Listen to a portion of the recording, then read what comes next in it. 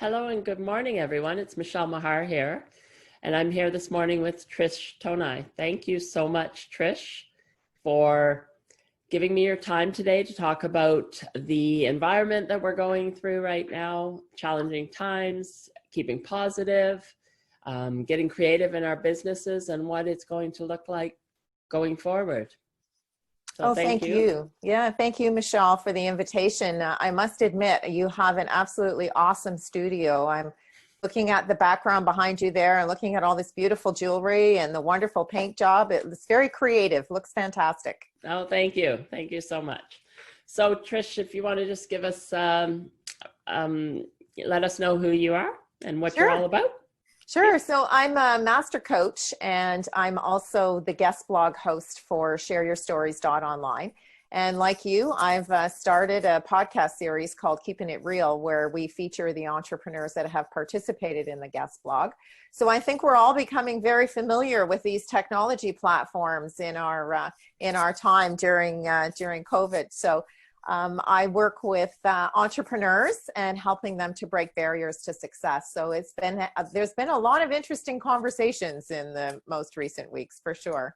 Oh, for sure. Yes, definitely. And I think that, well, now it's over 2 months that we have been at home, and a lot of things have changed. Initially, there was so much happening every day. When things started getting shut down, it was like, some of the first few days to me felt like it was, I don't know, 6 months long or something, because there were so many changes coming one after another.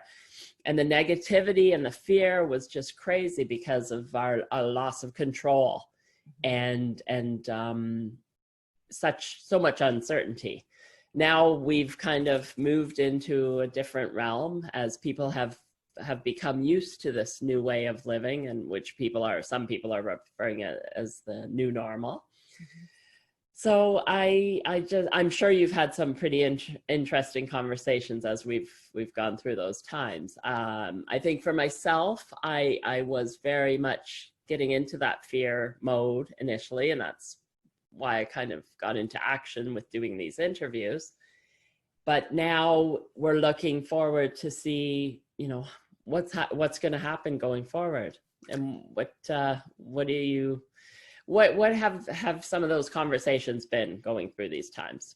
Yeah, it's been really interesting because everyone's talking about the new sense of normal, and we're all trying to navigate what that looks like.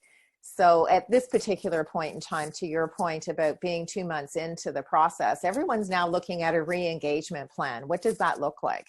We need to at some point in time reach out to our clients and prospective clients, but we need to do it in a totally different way than we were doing before.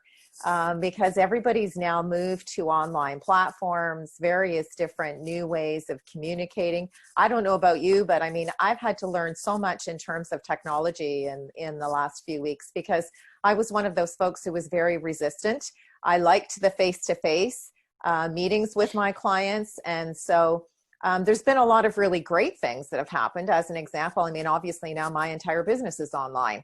So it's giving me a lot more flexibility that I hadn't anticipated before, only because, who knew that we would be in a situation where we would be looking for new ways to communicate, new ways of, connecting with folks and having to communicate in a whole new manner.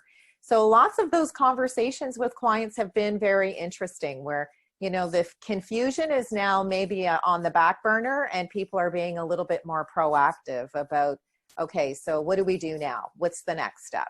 I'm sure you're doing the same in your business. Right. Yes. Because for me, what happened was the live events that I had vendor tables booked at were being postponed one after another, and some of them have been postponed at least 2 times so far.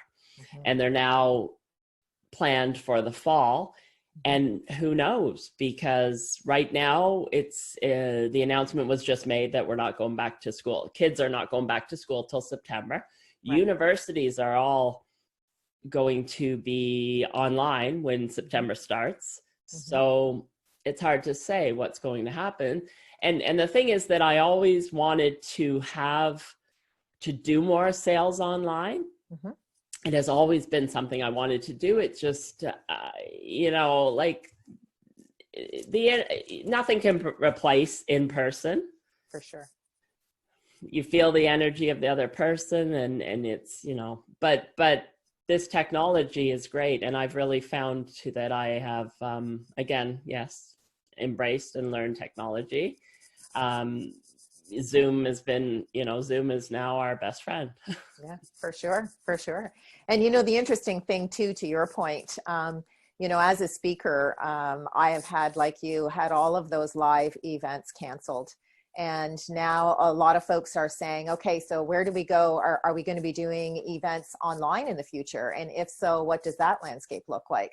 So I think that that's one of the builds or the opportunities from my client base when I've been speaking with folks is everyone's doing that pivot to the online opportunities. Because even though if you do have a frontline business where you have to be face-to-face with your customer, everybody's looking for those alternative ways to service folks online. So everyone's moving to online platforms, whether it be, and I think, you know, we can take the restaurant industry as a great example. You know, they now have curbside pickup. So their menus are online. You can pick whatever you like. And if they're in your area, you can do curbside pickup if you choose not to have one of the other delivery services. And so a lot of those restaurants have had to really change their dynamic. So I think everyone's following suit. So regardless of service or product, everyone's looking at online opportunities because it is going to be here for the foreseeable future. I mean, I think the last research that I read said, you know, we're going to be back in this situation in the fall and then probably again in the spring of 2021 when flu season sort of comes back around again. So it's not something that's going to go away. And I know even the medical profession, you know, I had a client who has a, you know, a doctor's office, and they were talking about how now he's seeing his patients online. Something that, you know, was only done for remote rural areas has now been adapted in urban centers. So I think the flexibility is something that in terms of the qualities that we need to kind of lean on. But one of the things that you mentioned that I think is very poignant at this time is the education process. So if you're one of those folks that believe in lifelong learning, folks are looking for online options in order to expand their product knowledge base or their education base so that they can be better leaders or better communicators. So there's lots of folks who are looking at various different online options from an education standpoint. I don't know about you, but I think that I had read in social that you had signed up for a course recently and you took it online. So what was your experience like? Right. Yes. Yeah. So there's just so many out there, so many opportunities. And that's what I did see, that a lot of people went right into service. Mm-hmm. And that was, you know, that was what we needed to do, serve your clients and serve your clients in whatever manner possible, whether it was reaching out to clients or producing webinars and other, you know, other kind of online course, short course things. Mm-hmm. Like and that. I think too, master classes too are going to come, you know, I'm going to be launching a master class series in the fall where, you know, they're going to be introducing people to various different topics. And, you know, the wonderful thing about Zoom is you can even do group work in Zoom. So you know, the yes. platform is so versatile. I mean, who knew? Right. I've been on a few where there are the breakout rooms. Mm-hmm. And mm-hmm. so you can come in, you know, with 40 people, and then you can break out into 2 or 3 people and just work individually like that. Yeah. Actually, I was not a participant in this, but I did see something on social media where there's actual conferences where you have vendor tables, where people actually come around, like you know, it's virtual vendor tables, and they come around and visit your table individually. And it's like you're talking to them. And of course, you know, if you've products, you have to have the things ready to go, but that's mm-hmm. how they were doing in one of these events that normally is live. So yeah. Going forward, they're going to have this online platform developed, even with when we are allowed to go back to live events, because everybody's going to want to go to live events, because as I was saying, it doesn't, you know, online doesn't replace the live experience. However, with the online, you are open to the whole world. Like, you have a global audience. And one of these regular monthly networking events, the one that I was talking about with the vendor tables, she was also having, she normally has a speaker, and the speaker was coming from Vancouver. Probably she would not have had this speaker traveling from Vancouver to Toronto to attend this monthly networking event, but because of online, she was able to do so. So yeah, she's going to have that complement to the other one, and it's just broadening your audience and the experience that goes along with it. Yeah, I think, you know, we're all having to be a little bit more flexible and a little more innovative. So one of the things that I'm finding is, you know, is now's the time to do the creative brainstorm sessions as to what you would like your business to look like in the fall. Because to your point, I think we're still going to have the summer, you know, everybody's going to want to take advantage of the nice weather. You know, perhaps we'll have a little less physical distancing, and the voluntary isolation will be diminished somewhat. And I think everyone just wants to participate in some, you know, family barbecues, you know, lie by the swimming pool, go to the parks on hikes. So I don't think that we're going to find that business is going to ramp up necessarily for the summer, because I think there's going to be a lot of people that need to take a deep breath and say, okay, we need to look at mental health here for the next few months. And then they're going to be prepared to move back into business for September. So, you know, what I'm finding that most folks are doing is they're revisiting the calendar and saying, okay, so what is September going to look like, and what changes am I going to make between now and then? Yeah, definitely. I mean, and we only really, summer is the 2 months, 3 months, you know. We haven't had, it's nice today. It was nice yesterday. I think the forecast for the weekend is quite nice. But before this, a week ago, it was still quite chilly. So yeah, we do want to get out. We want to enjoy what we can, like you say. And normally, I think business does slow down in the summer, and of course ramps up in September when school starts again. Right. And so, yeah. You know, I'm also finding that I'm having conversations with people about what is your new definition of success, because that's really changing. This opportunity has given us a chance to really do a deep dive on, you know, what does the future look like for us personally and professionally? You know, what's really important? Some of those dynamics are really changing, you know, where folks are saying, you know, maybe working with some entrepreneurs, they may have had this magic number that they wanted to have for take-home pay at the end of the year. And, you know, I'm finding that that's changing, and they're saying, you know what, maybe I don't want to work 60 hours a week.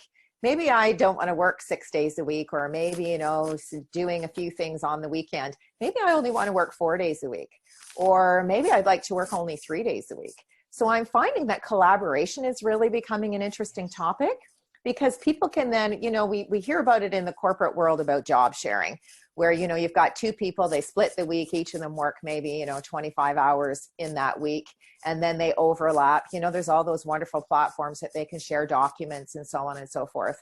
And I'm actually finding entrepreneurs who are saying, you know what, I do this, and I know someone who does something very similar to me.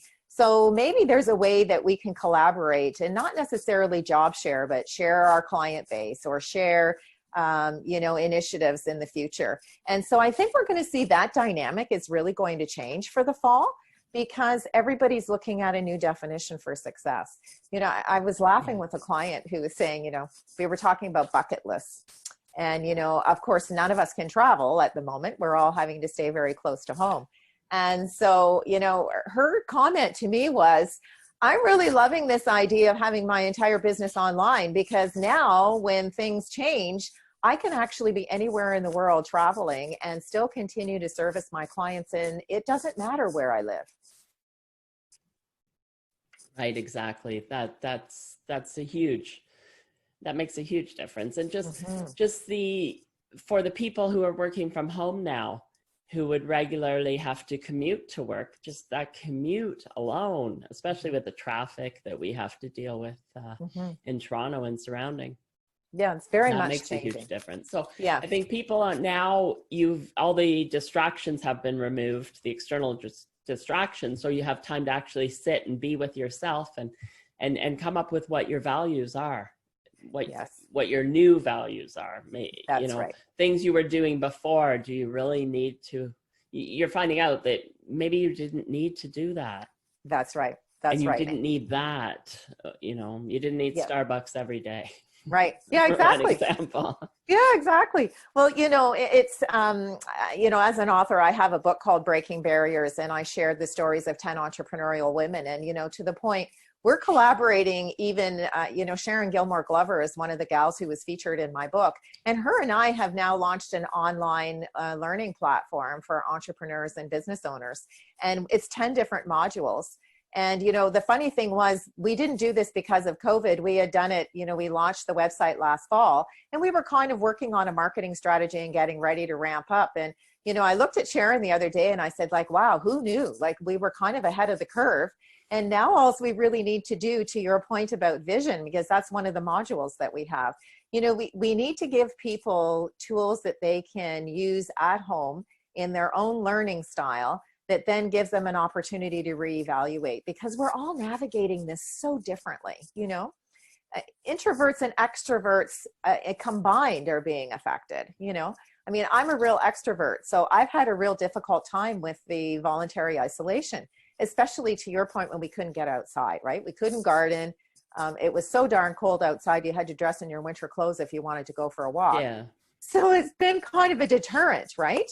But some of my clients are introverts, and they've had just as much difficulty dealing with the physical distancing and voluntary isolation as I've had as an extrovert. So I think it's really interesting how it really doesn't matter who we were before. I think we're all going to be navigating something new and different in the future. And we're all kind of trying to figure that out right now. Right, true. And everybody has a different experience, whether they're at home alone or all of a sudden everybody's at home together. And that's been a lot of the struggle, navigating the fact that everybody's home 24 hours a day. And if you've got two parents working and sharing the space, figuring out, where they're going to work. Some people, a friend of mine, she was kicked out of her office when her husband came home because he's louder. So he got the office and she had to move to the dining room table because she also had two adult children who came home. Right. So, yeah, there's been a lot of navigating and learning more about yourself as well. For sure. Yeah, for sure. For sure. And the flexibility of online is just great. There's so much out there in terms of wanting to, whatever you want to learn, whatever you want to work on. We have the technology, and this, Zoom has been great for that. I've been on so many Zoom webinars, and my monthly Fem City Collective meetings we're doing online. And so, yeah, it's, there's so many opportunities to get creative, like you're saying. Yeah, for sure. And I think if you, one of the things that I do most often with clients is we do creative brainstorming or whiteboarding. And traditionally that's been done in the office. But you know what? There's a whiteboard feature on the online platform that I'm using. And so we're still whiteboarding, but we're whiteboarding now using the computer as the medium rather than the whiteboard in the office. So, it's really just being creative and innovative ourselves within our own area of expertise and saying, okay, so how can I do this a little more effectively so that everybody can still participate? And I think that's really what's I find very exciting is the innovation. They say from every challenge comes an opportunity, right? So I think the things that we're going to see that are going to be differently in the fall are going to be really quite amazing, because there'll be things that we have no idea of right now that someone's probably developing, and we'll see it launched in the next few months. And before you know it, we're all going to be saying, wow, this is great. I mean, I remember in my career when computers were these big, huge, massive things that sat on your desk, right? And now here we are with laptops and tablets and phones, and we're so portable. Who knew that, even 20 years ago that technology would be available? So I think there's lots of really great opportunities coming up. I mean, I always joke when I'm doing speaking engagements and I say to the folks that are participating, I say, when I started my first career, there were no cell phones. And the very first cell phone was a brick phone. And some people are like, a brick phone? What the heck is that? But that was kind of the norm, right? They were these big, clunky, things of technology and we thought at the time, wow, this is fantastic. And now when you think about it, geez, our cell phones fit in the palm of our hand, right? And our cell phones are more powerful than a computer in some manners. Absolutely. So the whole concept of wanting to have everything instantaneously is we were, before we got into this, we were really used to having everything instantly, and then as we're navigating through COVID and grocery store lines and lineups for the LCBO or the bank, we've had to, and not being able to go inside of Starbucks and things like that, we've really had to navigate that, not getting stuff instantly. That's right. Yeah, absolutely. Which is really, that's an interesting side of things. I know for, especially for my daughter who's 17, where she didn't understand, like when I was talking about the grocery store and how we can't just run to the grocery store to get one thing because you might have to line up and it's going to take longer and so on and so forth. So that's going to be interesting. Yeah, for sure. I mean, I don't have any children, so I'm not exposed to the younger generation and how they're navigating all the change and how they're looking at the differences and maybe even being introduced to something that they hadn't even thought of before. So they're really having to change the way that even they communicate with their friends. I certainly know that for the future, I've had lots of wonderful virtual family gatherings, as I'm sure lots of people had. We've had Mother's Day, we've had the long weekend, we've had traditional times when we get together with friends and family, and we haven't been able to do that.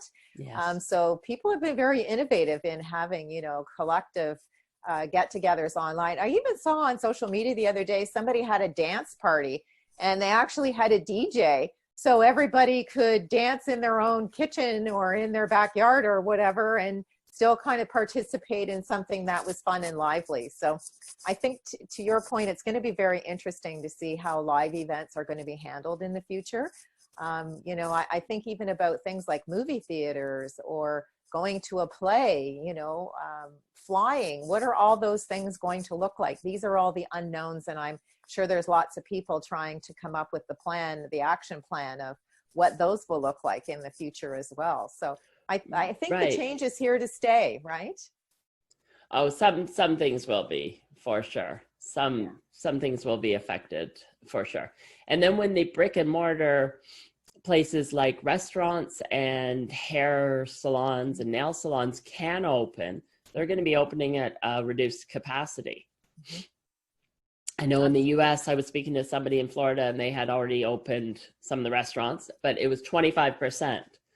So you're only allowed 25% capacity plus, whatever modifications they'd have to make. So it's difficult for the people like that in those kind of industries. The restaurants, at least they've had curbside pickup and takeout, but hair salons and nail salons have not been able to have much in the way of business during this time.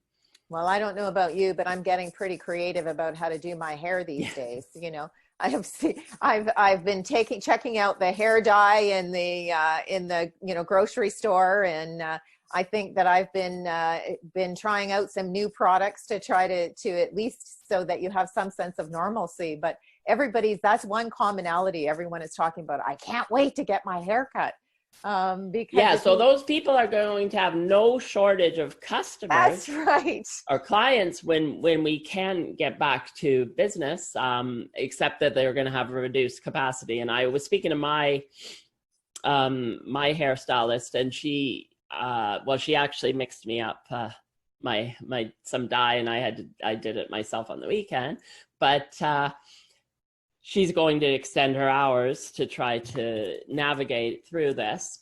I think that when I've spoken to, various people in terms of the most important thing is servicing your clients and staying top of mind. So at least for those kind of people, being on social media, doing some videos, just giving hair tips, or I've had another hair salon owner who would go on Zoom and coach somebody and coach you on how to cut your hair. Cool. Cut your own hair. So that's the same thing. It's keeping top of mind so that when they can reopen, everybody's coming back to them. I think that's a really important point, is that our customers still want to hear from us. Yes. And prospects still want to hear from us. So I just think we have to use a soft sell approach, which is another conversation that I've been having with a lot of my clients, because nobody wants to be in a hard sell environment right now.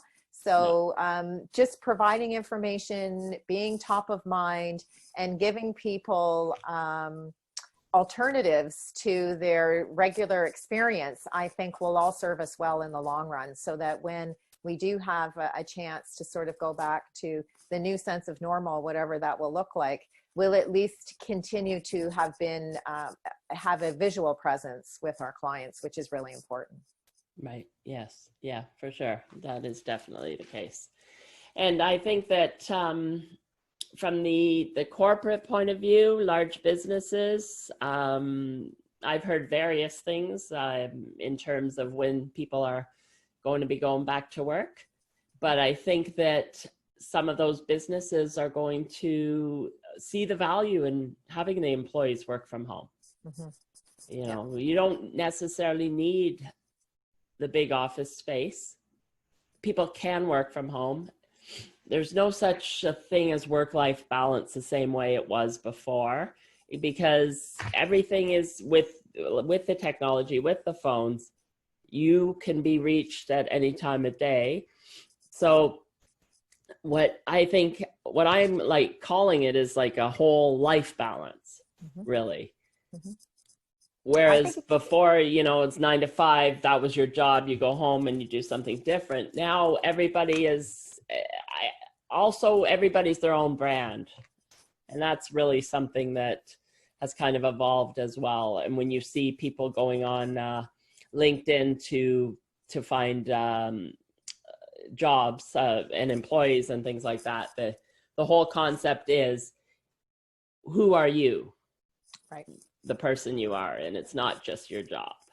I think that it's a lifestyle change that we're all going to be experiencing, and that will be different for many people. But to your point about looking for new opportunities, I do think that we will find that there will be more emphasis on transferable skills. Not that education is not important, because it is. And lifelong learning, I think, is also important depending on where you are in your career. But I think the thing that folks in HR are going to be much more concerned with is the transferable skills. Because to your point, a lot of entrepreneurs, unfortunately, may not be able to continue in their businesses, and they may be then looking for gainful employment to go back into the job market. And so that's going to be really important, to be able to convey the skills that you may have had as an entrepreneur and how they will be of benefit to a larger employer. So I do think that we're going to see some really great opportunities for people to sort of recalibrate. I call it recalibrate your personal GPS, take a look at where you are currently and where you want to go, and how do you want to get from here to there, and what sort of things are you going to do differently in order to ensure that you are able to maintain the new lifestyle choices that are important to you as a result of all of this effort that we've had in the last few months. Right. Yeah, I would agree. I would agree totally with that. So do you have 3 words of advice for the viewers?